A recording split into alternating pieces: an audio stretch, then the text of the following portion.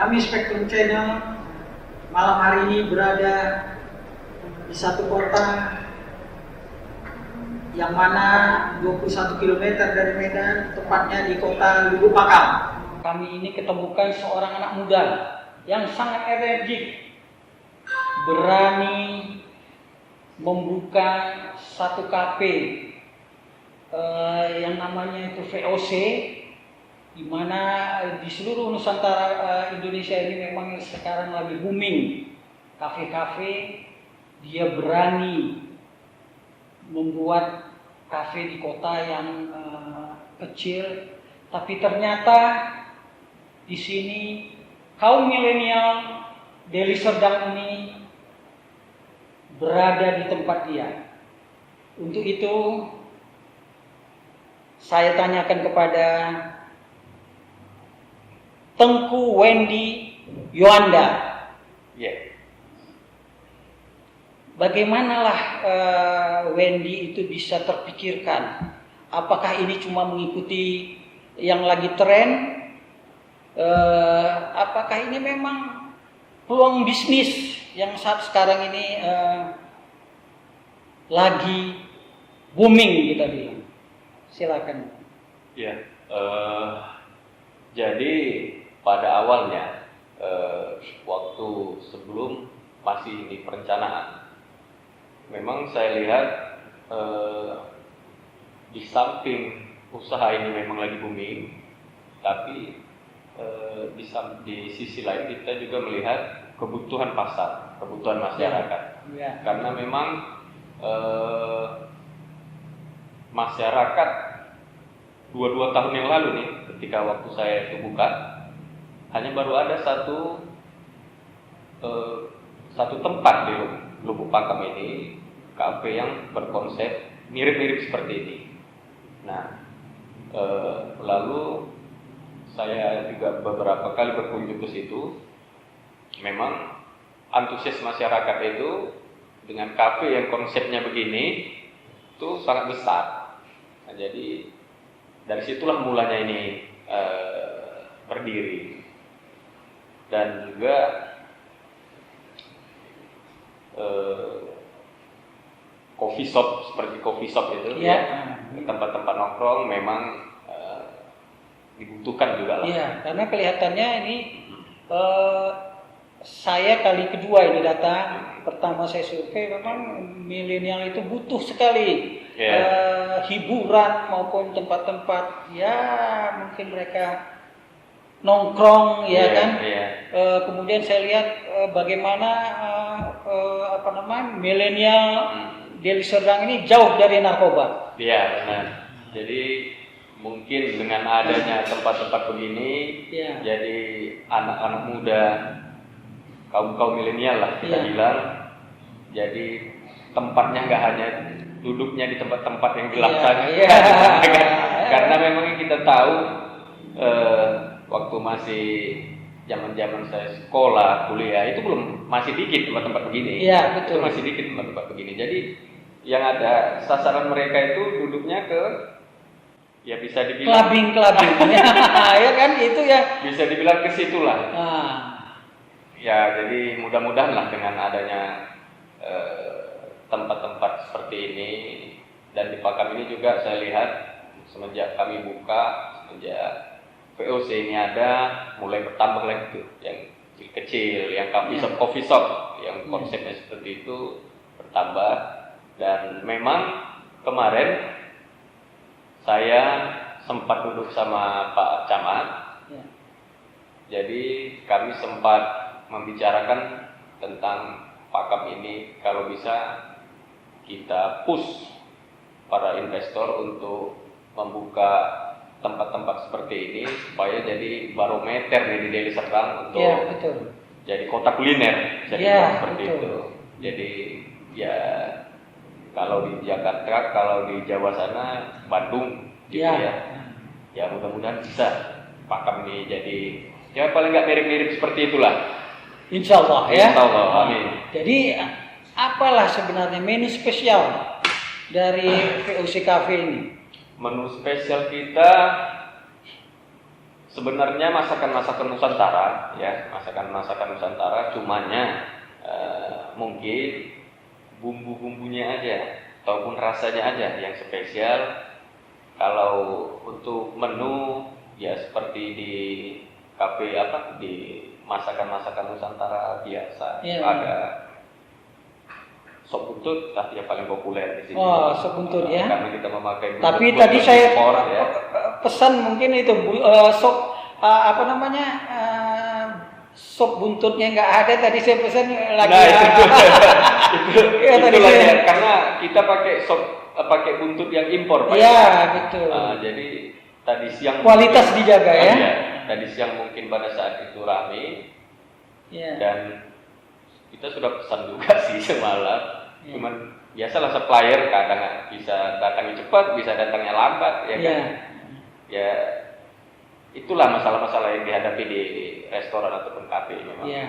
Terus dimanapun itu. Ya, tadi saya dengar juga dari Ibu Wendy katanya mau akan meningkatkan menu-menu makanan, mungkin ke Western ya, lagi mencari chefnya ini yang betul, yang bagus sekali ya supaya bisa mengajarkan gitu. Kita apa benar ini sebenarnya, Pak Iman?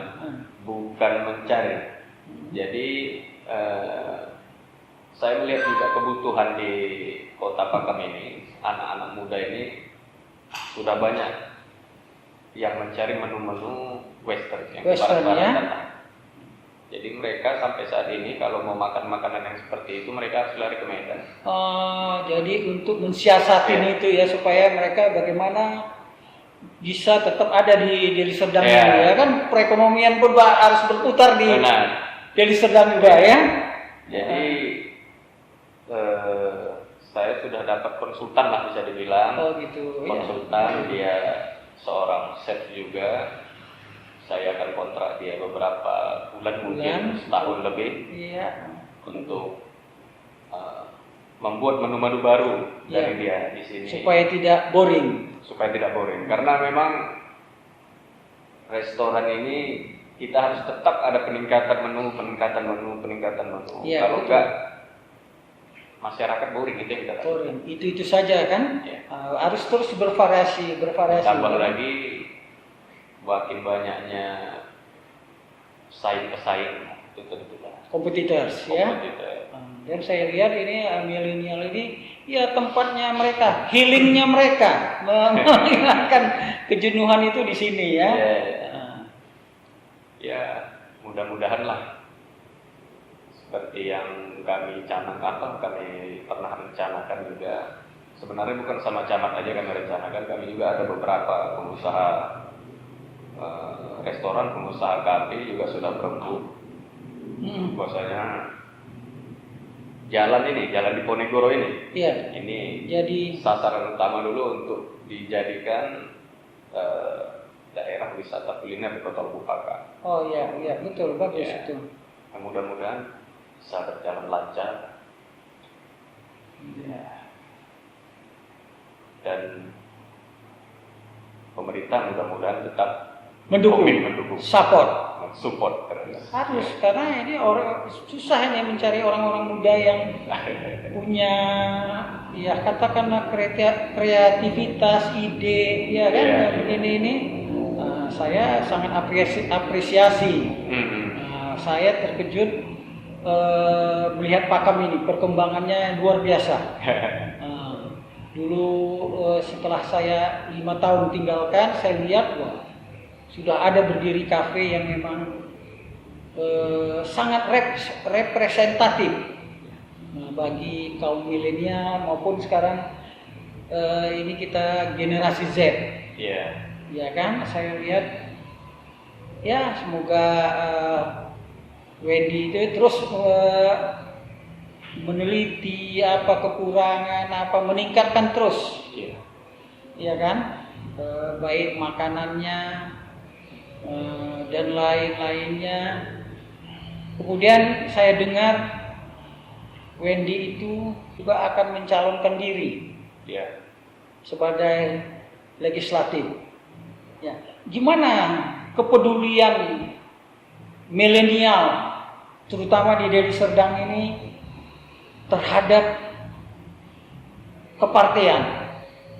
Apa yang saya tahu sekarang ini kan partai-partai itu mencari milenial muda. Di mana kepedulian mereka? Jadi sebenarnya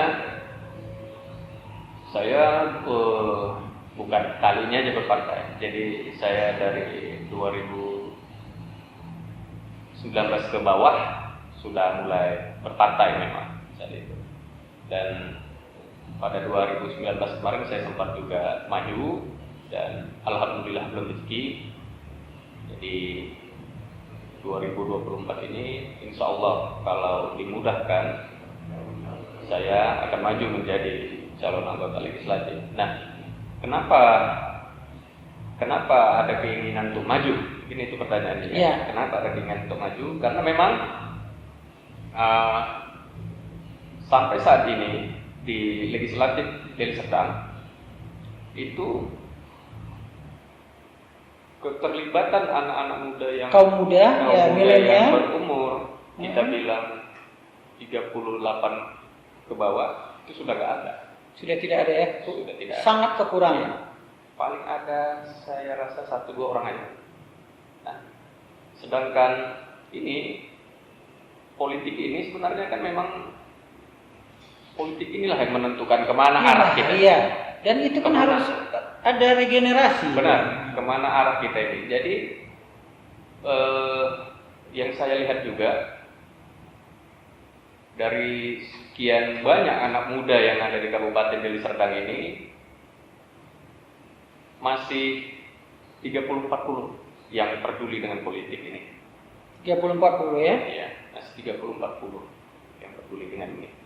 Nah, jadi dengan hadirnya saya dan juga banyak lagi tuh caleg-caleg muda yang lainnya, mudah-mudahan bisa menambah semangat anak-anak pemuda-pemuda yang lain juga untuk bersinergi dengan berpartai dan peduli terhadap politik, karena memang politik inilah yang menentukan arah pembangunan. Iya, arah pembangunan bangsa ini. Iya. Ya, setuju. Saya juga nggak pernah bosan. Ada beberapa kali juga saya diundang ke seminar terkait peran pemuda dengan politik yang ada di Indonesia ini. Jadi saya memang selalu katakan, ayo kawan-kawan jangan takut untuk tampil, maju aja dulu, tampil nanti dengan berjalannya waktu nanti kita akan mengerti sendiri bagaimana cara berpolitik, bagaimana cara berpartai. Yang tua pasti pensiun kan? Ya, karena ada waktunya itu. Ada waktunya semua ya kan? Jadi jangan sampai regenerasi ini nanti diambil oleh orang-orang luar yang ada di Kabupaten Deli Serdang ini. Ya.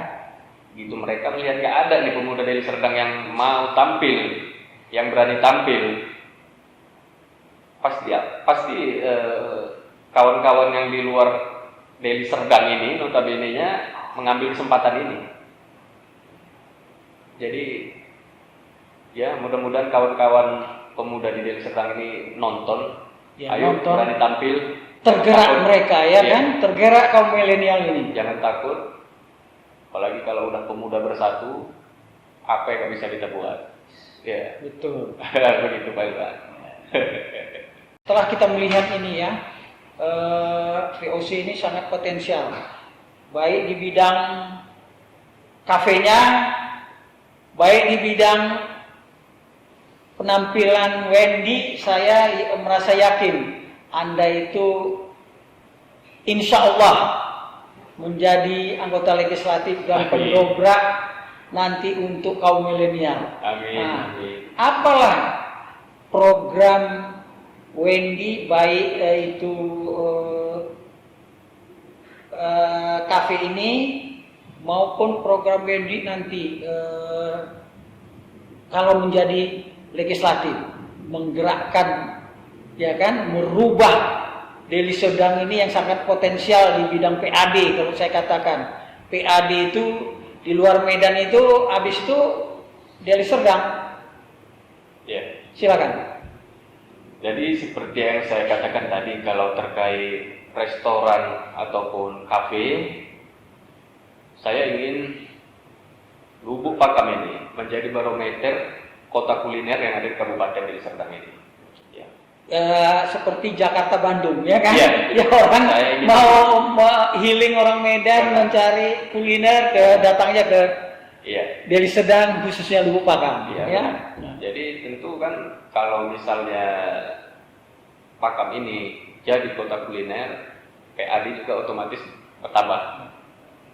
Dan ketika saya insya Allah duduk di legislatif, yang ingin memang menjadi impian saya itu adalah saya ingin merubah mindset anak-anak muda ataupun masyarakat yang ada di Kabupaten Deli Serdang ini, terkhususnya di Dapil 1. Saya ingin masyarakat ini SDM-nya ini meningkat. Ya, terutama bagaimana caranya? Gitu, pertanyaannya. Tentu yang pertama saya akan membantu terkait masyarakat yang tidak lulus sekolah itu. Akan kita bantu untuk mendapatkan paket C, karena kadang mereka tahu nih ada paket C, tapi nggak tahu kemana. Tidak mendapatkan informasi Tidak mendapatkan informasi. Iya, Nggak ada yang nawarkan, nggak ada yang bantu. Iya betul. Nggak ada yang nawarkan, nggak ada yang bantu. Saya ingin bantu mereka agar mereka bisa mendapatkan ijazah SMA-nya, sehingga dengan begitu mereka bisa mendapatkan pekerjaan yang lebih layak. Iya. Ya, dengan mereka mendapatkan pekerjaan yang lebih layak, insya Allah mereka juga bisa hidup lebih sejahtera. Ya. Tidak lagi macam mana anak-anak muda itu asik mengejar PNS kan, harus bisa membuat seperti Wendy ini sekarang ya kan, harus membuka lapangan pekerjaan. Lapangan pekerjaan. Ya, betul. Membuka lapangan pekerjaan itu yang sebenarnya lebih tepat lagi sih. Ya. Dan juga agar masyarakat ini juga harus berani mulai aja gitu usaha itu. Iya. Ya. Jadi dari saya dulu kecil, waktu ya? awal bangun ini, Pak Ilman, ini waktu zaman COVID. Jadi waktu itu orang tua nggak setuju nih buka ini. Orang tua nggak setuju buka ini karena yakin. Sedangkan kafe-kafe ini bertutupan ya? Bertutupan. Tumbang ya? Tumbang. Nah. Dan saya yakin aja. Karena memang pada saat itu ada kesempatan, ada uangnya juga, ada modalnya juga, ya kapan lagi? Ya kan? Ya udah. Jadi saya beranikan buka. Iya, Wendy membangun ini dengan satu energi positif. Iya. Ya kan? Nah, aku yakin jalan ya. Iya. Dan memang waktu itu ini bukan ownernya, nggak saya sendiri. Jadi ownernya itu ada 2 orang. Iya, iya. Ya kita cari apalah, cari partner, ya cari partner, dan juga ketemu. Tapi belakangan, alhamdulillah, owner yang satu lagi ini fokus, dia buka juga di Medan. Jadi dia bilang ini ambil aja, take over. Ya, udah. Jadi sekarang ini milik saya sendiri. Tunggal. Udah saya take over. Alhamdulillah. Alhamdulillah. Ya, mudah-mudahan lancar lah seterusnya. Mudah-mudahan, insya Allah dengan Amin. niat yang Amin. baik, tulus, dan saya lihat memang tempat ini potensinya itu untuk ya kedepannya itu bagus sekali. Iya. Makanya saya berminat datang ke sini itu, ini kali saya kedua, saya bawa salut juga saya dengan situasi Pakam sekarang ini. Yeah. Ada seorang anak muda seperti Wendy ini. Mungkin kedepannya kita cari ya seperti keinginan Wendy, jalan di Ponegoro ini akan kita jadikan pusat kuliner. Yeah. Mungkin ada lagi Wendy yang lain. Ya kan? Amin. Bagaimana menurut Wendy ya? Tadi Wendy mau menambah menu Western ya. Yeah. Gimana dengan menu-menu ya katakanlah budaya Wendy sendiri itu Melayu khususnya. Ya kan, apakah kalau Melayu ini kan biarpun rumah ndak runtuh, yang penting gule loma. Gimana dengan apa ini? Apa namanya? Menu budaya ini sendiri di VOC Cafe ini. Ya. Jadi terkait makanan daerah ini memang sudah ada beberapa makanan khas daerah yang kita sajikan di sini juga. Mulai dari makanan khas Simalungun, ada itu ayam oplo-oplo, lalu makanan khas Bali kali kan, ikan cekala, lalu ada ayam tutu, itu kan makanan-makanan khas daerah. Nah, memang untuk makanan Melayu sendiri, karena memang Melayu itu adalah Nusantara, saya bilang. Jadi saya menganggap makanan-makanan di sini adalah makanan-makanan Melayu. Oh gitu. Iya. Ya kan? Oh gitu ya. Betul juga. Ya boleh, karena ya sana lagi Melayu semua ya. Iya. Jadi memang makanan-makanan khas daerah ini ya harus tetap kita lestarikan supaya jangan sampai makanan ini punah di generasi setelah kami nih. Jangan sampai mereka melupakan itu. Ya, dan kalau kan biar juga menginformasikan kepada kaum milenial tadi bahwa ini kan ya kan makanan kedaerahan Melayu tadi kan. Dan di samping itu memang banyak juga peminatnya Pelman. Kayak makanan khas Simalungun tadi, ayam tutu tadi, ikan cekala, ya masih memang banyak peminatnya. Karena di sini kan sasaran kita selain anak muda, sasaran kita juga kan keluarga. Nah, jadi bagi yang sudah biasanya itu kalau makanan daerah ini yang umur 40-an ke atas itu yang suka. Ya, kalau anak-anak milenial biasanya masih biasalah. Oh, jadi konsumen sini ya baby boomers kalau orang bilang ya, milenial, kemudian Gen Z sekarang itu ya. Iya. Iya. Karena saya lihat pun tadi saya dari sore di sini, ya sore hari itu ya baby boomers yang banyak datang, ya kan ini malam itu milenial ya. Kalau apa spesialisasinya ini? Kalau minuman saya rasa saya lebih menonjolkan ke kopinya. Kopi ya. Kopi kalau minuman mocktail juga saya tonjolkan ada banyak. Kalau jus ya sudah biasa, ya jus kan biasa di kafe-kafe mana juga ada banyak jus. Ya. Tapi untuk tadi saya pun coba kopinya ya enak ya. Kemudian kan ini memang kopi ini lagi tren ya. Iya, benar. Di samping lagi tren kopi ini, jadi di luar negeri sana pun kopi Aceh kita ini memang udah terkenal. Iya ya. Bahkan untuk Robusta ya, kopi Aceh Gayo Robusta ya. Arabica ya. Itu udah terkenal, udah sampai luar negeri, bukan hanya di sini aja. Jadi dengan begitu maka kopi ini juga harus bisa kita harus berani kita berinovasi di kopi ini. Ya. Jadi kopi itu supaya nggak itu aja. Ya. Kalau kita jalan-jalan keluar itu, ya nggak usah jauh-jauh lah, di Medan aja. Itu sudah banyak kopi-kopi yang nggak seperti biasa lah. Kopi mangga, kopi ini, kopi itu. Jadi mereka memang harus berani berinovasi dan betul.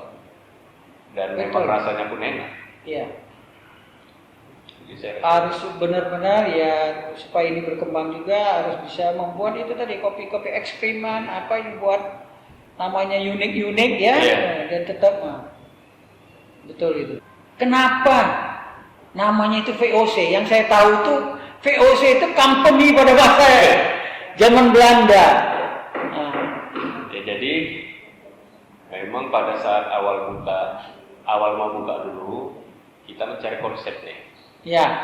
Mau kita gimana kan konsepnya? Ya, karena begini ya, Saya sangat setuju sekali gitu apa, membuat satu nama itu kan gampang dilafazkan supaya gampang diingat orang, VOC. Nah, Jadi ada saya lihat jalan-jalan ke mall waktu itu, ya. saya melihat kincir angin. Ya. Gimana kalau konsepnya ini kita buat ke Belanda-Belandaan aja kan? Oh.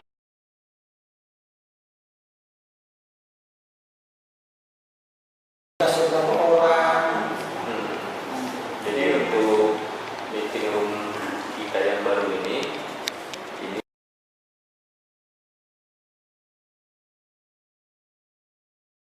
belanja makanan dan minuman kita itu sebesar 2 juta. Sebesar 2 juta, dan itu terhitungnya 3 sampai 4 jam. 3 sampai 4 jam ya. Dan di sini mereka bebas pilih mau makanannya itu yang buffet, kita ada juga sediakan menu yang buffet, ada juga yang ala carte, ya, makanan produk-produk kita yang sudah kita sediakan itu. Lalu sudah free projector, full AC, Ya. dan nanti diservis oleh waiters kami yang standby di sini. Ya. Demikianlah tadi bincang-bincang saya dengan pemilik daripada Cafe VOC yang ada di Lubuk Pakam ini.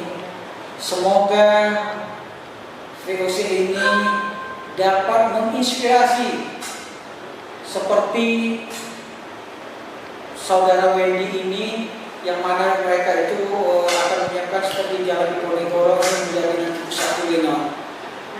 Semoga berhasil, dan kita harapkan doa maupun pemerintah Deli Serdang ini dapat mensupport saudara Tengku Wendy Yohanda ya. Demikian kita akhiri. Billahi taufiq wal hidayah. Wassalamualaikum warahmatullahi wabarakatuh. Waalaikumsalam.